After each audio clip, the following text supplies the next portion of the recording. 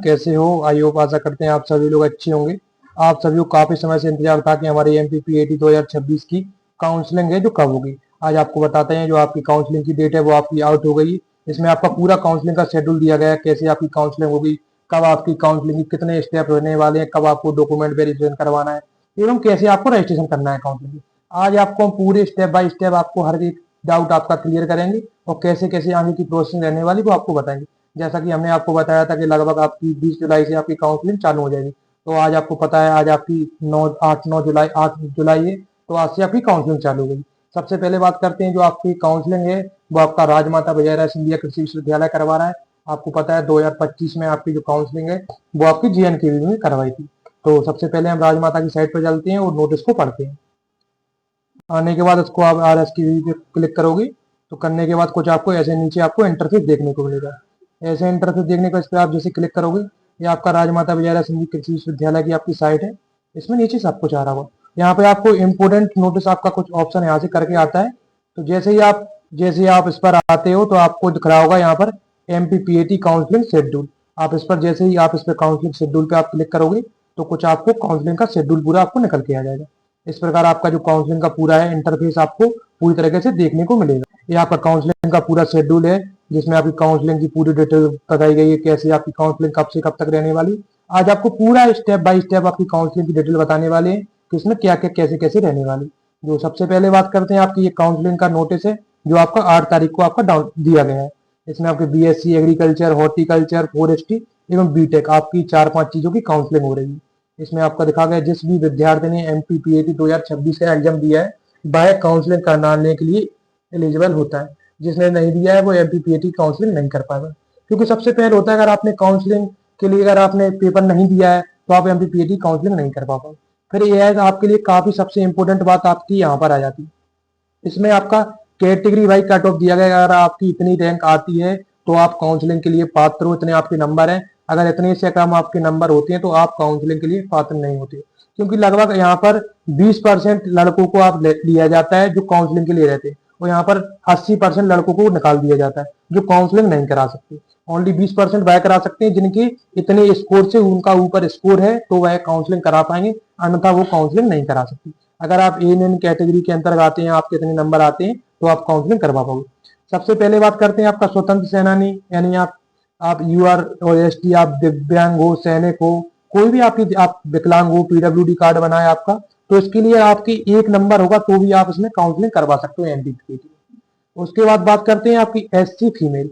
आपकी SC female उसके अगर आपके 38.48 अगर आपके नंबर हैं तो वो इसमें काउंसलिंग करवा पाएगी, अन्यथा अगर इससे नीचे उसके नंबर आते हैं तो वो काउंसलिंग नहीं कर पाएगी। इसमें SC फीमेल की बात कर रहे हैं।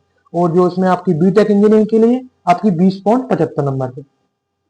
तीसरे पे बात करते हैं आपकी SC मेल, SC कृषक, जिसका SC का किसान प्रमाण पत्र लगा हुआ किसान प्रमाण पत्र होता है, उसकी भी वीडियो आपको चाहिए किसान प्रमाण पत्र कैसे बनवाए तो उसकी वीडियो की लिंक हम बायो में दे देंगे, आप लोग देख लेना वो कैसे बनवाना है। तो आपको दिख रहा होगा यहाँ पर आपकी जो SC आपकी कृषक है जिसके पास SC में, उसका भी कट ऑफ सेम है लगभग 38.48, मतलब जो फीमेल का और कृषक का कट ऑफ लगभग सेम रहता है। उसके बाद बात करते हैं ST। अब आप उसके बाद करते हैं ST मेल की। ST का जो फीमेल है आपकी, ST के फीमेल की कट ऑफ इसमें दी गई 34.30, यानी आप ST फीमेल से आते हो तो आपके इतने नंबर होने चाहिए तब आप काउंसलिंग करवा पाओगे, क्योंकि सबसे में रहता है यहाँ पर आगे यही आपका शेड्यूल। अगर आपके इतने नंबर से आपके अगर नीचे हैं तो आप काउंसलिंग नहीं करवा पाओगे। सबसे आप बात करते हैं आपकी OBC कैटेगरी। OBC फीमेल यानी OBC में आपके 39.98 नंबर हैं तो आप MPPAT की काउंसलिंग करवा सकते हो। उसके बाद बात करते हैं OBC में जिनका मेल है उनका किसान प्रमाण पत्र लगा है उनको 50 नंबर, यानी सोच सकते हो आप 50 नंबर अगर आपकी आ रहे हैं तो आप काउंसलिंग करवा पाओगे, वरना आप काउंसलिंग नहीं करवा। इससे आप लगवा सकते हो, लगभग अंदाज लगा सकते हो कि जो 20% सीटें हैं वही लड़के आप काउंसलिंग करवा पाएंगे 20% फॉर्म में से, और जो आपके 80% है वो निकल गए हैं पूरे, वो काउंसलिंग के लिए एलिजिबल नहीं है तो वो काउंसलिंग नहीं करवा सकते। अब बात करते हैं आपका AWS या जनरल कैटेगरी के लोगों का AWS बनता है, उसमें आपकी 39.88 अगर आपके नंबर है तो आप उसमें काउंसलिंग करवा पाओ जिनके पास AWS कार्ड है। अब बात करते हैं आपका जनरल कैटेगरी के फीमेल की। अगर जनरल कैटेगरी के फीमेल के अगर आपके पास 40 नंबर है तो आप काउंसलिंग करवा पाओगे। इस बार आप देख सकते हो आपकी जो ओबीसी की फीमेल से जनरल की फीमेल का कट ऑफ इसमें ज्यादा रहेगा, क्योंकि इस बार जनरल की फीमेल है वो संख्या ज्यादा है, क्योंकि अगली बार आपको देखने को क्या मिलता था कि जनरल की फीमेल का जो कट है वो बहुत कम जाता था। अब बात करते हैं आपकी जनरल की लड़की हैं और जो जिनका कृष्ण प्रमाण पत्र लगा है, उनके लिए लगभग आपके 51.5 नंबर, अगर इतने से अधिक नंबर होने चाहिए तो वह काउंसलिंग के लिए एलिजिबल होंगे, वरना वह काउंसलिंग नहीं कर पाएंगे, वह पूरी तरह से इससे बाहर हो जाए। तो आप सभी लोगों को चेक करना, अगर आपके इतने इतने के बीच में आपके नंबर आ रहे हैं तो मेरा कहना यह है, अगर आपके इन नंबरों से ऊपर अगर आपके नंबर आ रहे हैं तो आपको 100% काउंसलिंग करना चाहिए, क्योंकि चांस रहते हैं कभी कोई सीट छोड़ देता है, कुछ भी कर देता है, तो आपको कॉलेज मिलने के चांस ज्यादा रहते हैं। अब आपकी पूरी ये लिस्ट हो गई है। अब बात करते हैं, नीचे चलते हैं आपकी। अब इसमें काउंसलिंग का पूरा शेड्यूल दिया गया कि आपकी काउंसलिंग है वो आपकी कब से चालू होने वाली है और आपको क्या क्या प्रोसेस रहेगा। सबसे पहले बात करते हैं आपका ऑनलाइन रजिस्ट्रेशन। यहाँ पे आप कॉलेज में जाकर आपको जो आपकी आपकी इस बार राजमाता विजयराज सिंधिया कृषि विश्वविद्यालय आपकी जो काउंसलिंग है वो करवा रही है, तो उसकी आप साइट पर जाओगे, साइट पर जाकर आपको वहां पर अपना रजिस्ट्रेशन करना है, और रजिस्ट्रेशन करोगे वहां पर आपका 1,000 रुपए का आपका भुगतान करना है, तब आपका जो रजिस्ट्रेशन है वो आपका लॉक होगा।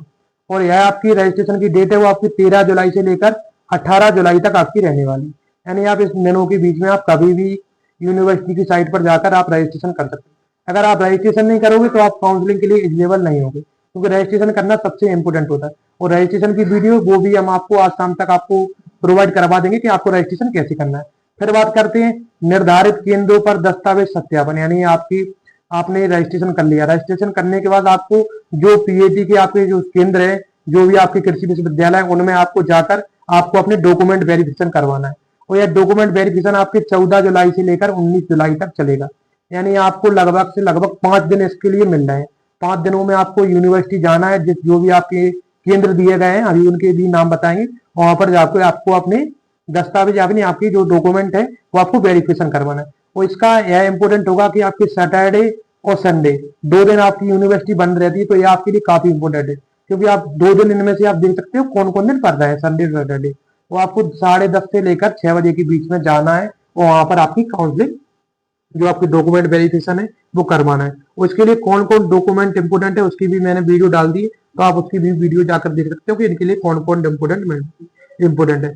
अब उसके बाद फिर आपका तीसरे नंबर पे आता है जिन लोगों ने ऑनलाइन रजिस्ट्रेशन किया है, उन्होंने अपने डॉक्यूमेंट वेरिफिकेशन करवाए, फिर उन लोगों की एक लिस्ट बनकर आएगी पूरी मेरिट कि इतने लोगों ने रजिस्ट्रेशन किए वो इतने लोगों के डॉक्यूमेंट वेरिफिकेशन हो गए हैं, क्योंकि जिनने डॉक्यूमेंट वेरिफिकेशन करवाया वही काउंसलिंग के लिए एलिजिबल है, अन्यथा कोई काउंसलिंग नहीं करा सकता। ये आपके 3 स्टेप हो गए। अब बात करते हैं आपके चौथे स्टेप। चौथे स्टेप पे आपको क्या करना है, आपकी जो आपको अब यहाँ पर आती है आपकी काउंसलिंग की चॉइस फिलिंग। यह आपके लिए सबसे इंपोर्टेंट होने वाली है, क्योंकि अगर आपने चॉइस फिलिंग ढंग से नहीं की है तो आपको कॉलेज नहीं मिल पाएगा। सबसे इंपोर्टेंट होता है आपका चॉइस फिलिंग, क्योंकि चॉइस फिलिंग में ना आपको कोई कॉलेज चाहिए जो आपका इंपोर्टेंट कॉलेज है, आपकी रैंक अच्छी है, तो उस अकॉर्डिंग से आपको कॉलेज मिलते हैं। और इसके लिए चॉइस फिलिंग के लिए हम आपके लिए बैच भी लेकर आए जो 100% फ्री रहने वाला है, जिसमें आपको 1 भी रुपए नहीं लिया जाएगा, 100% आपकी काउंसलिंग फ्री रहती है। तो जो आपकी चॉइस फिलिंग है वो आपकी 21 जुलाई से लेकर 24 जुलाई यानी 3 दिन तक आपकी चॉइस फिलिंग है वो आपकी ऑनलाइन होगी। उसके बाद बात करते हैं फिर आपको जो ऑनलाइन उपलब्ध है, यानी आपका जो अलॉटमेंट है फर्स्ट अलॉटमेंट वो आपका 27 जुलाई को आपको देखने को मिलेगा। 27 जुलाई को आपका जो फर्स्ट राउंड का अलॉटमेंट है वो आपका आ जाएगा। अगर आपको यूनिवर्सिटी कोई मिलती है तो आपको उसमें एडमिशन लेना है या नहीं, तो आपको यूनिवर्सिटी मतलब आपको कोई कॉलेज मिल गया तो आपको उसमें जाकर आपका एडमिशन आपका हो जाएगा। और इसके बाद बात करते हैं फिर आपकी जो अगर आपको कोई कॉलेज मिल गया है वो आपको सीट लॉक करना पड़ेगा, क्योंकि आप सीट लॉक नहीं करोगे तो आपका जो कॉलेज है वो आपको नहीं मिल पाएगा। यहाँ पर आपको 5,000 रुपए ऑनलाइन पे कर कर आपकी सीट लॉक करनी है। सीट लॉक करवा दोगे, जो सीट लॉक का समय है आपका 28 से 31 जुलाई तक, और इसी सीट बीच के लॉक के बीच में आपको कॉलेज भी जाना है। जो भी आपको कॉलेज मिला है वो 10 साढ़े 10 से 6 बजे के बीच में आपको कॉलेज जाकर आपको वहां पर अपना जो अपने डॉक्यूमेंट है आपकी फीस है वहां पर जाके आपको सबमिट करनी है और आपको एडमिशन लेना है। अगर आपको एडमिशन नहीं लेना है तो आप अपग्रेड भी कर सकते हो। इन स्टेप में आपकी स्टेप आपके लिए काफी इंपोर्टेंट है। इस बार समय कम मिला है, काउंसलिंग के लिए समय कम मिल रहा है, पेपर के लिए समय कम मिला है, तो इसलिए आपको थोड़ी दिक्कत पड़ेगी, पर कुछ नहीं है, आप समय पर कॉलेज पहुंच रहे हो, ये आपके लिए काफी इंपोर्टेंट है। ये आपका पूरा नोटिस हो गया। अब बात करते हैं आपकी कौन कौन से केंद्रों पर जाकर आप जो अपनी डॉक्यूमेंट वेरिफिकेशन करवाना है, क्योंकि यह भी आपके लिए काफी इंपोर्टेंट है कि सर हम डॉक्यूमेंट वेरिफिकेशन में कहाँ का करवा सकते हैं। तो यहाँ पर दिखा गया है सबसे पहले बात करते हैं आपका ग्वालियर। ग्वालियर में आप जा सकते हो काउंसलिंग करवाने, ग्वालियर के एग्रीकल्चर कॉलेज में। इंदौर, सीहोर, खंडवा, जबलपुर, रीवा, टीकमगढ़, गंज बसौदा, वारासिवनी, बालाघाट, पवाड़, खेरा। और जो आपका हॉर्टिकल्चर कॉलेज है वो आपका जबलपुर, और आपका एक जो आपका छिंदवाड़ा में, और क्षेत्रीय अंश सागर, और कृषि विज्ञान के पन्ना। आपको इतनी जगह पर जाकर आप यहाँ पर काउंसलिंग करवा सकते हो। जो आपका डॉक्यूमेंट वेरिफिकेशन है वो यहीं पर होगा। इसके अलावा आपकी ये नहीं है कि आप किसी ऑनलाइन की दुकान पर जाकर अपने डॉक्यूमेंट वेरिफिकेशन करवाओ, क्योंकि जो आपके डॉक्यूमेंट वेरिफिकेशन होती है वो कृषि विश्वविद्यालय में ही होते हैं, और इसके अलावा वो डॉक्यूमेंट वेरिफिकेशन आपके कहीं नहीं होते। ये आपका पूरा शेड्यूल है, आप ढंग से जाकर इस पे साइट पर जाइए और आप इसको अच्छे से पढ़िए।